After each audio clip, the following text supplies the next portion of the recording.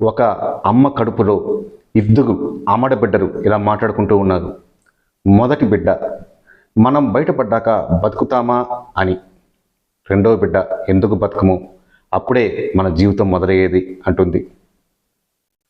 మొదటి బిడ్డ, మనకు ఆహారం ఇచ్చే పేగు నుండి మనల్ని దూరం చేస్తారు కదా, ఆ తర్వాత మనకు ఆహారం అందదు, చనిపోతాం కదా అంటే రెండవ బిడ్డ, ఏమో అమ్ముంది కదా, ఎలాగోలా కాపాడేస్తుందిరే అంటుంది. మొదటి బిడ్డ, అమ్మ ఇన్ని నెలలుగా అమ్మ మనకు ఎప్పుడూ కనపడలేదు, కనిపించని అమ్మను నేను ఎలా నమ్మాలి అంటుంది రెండవ బిడ్డ. ఒక్కొక్కసారి మౌనంగా నిశ్శబ్దంగా విన్నప్పుడు అమ్మ కనపడుతుంది, అమ్మ గుండె చప్పుడు వినపడుతోంది అంటుంది.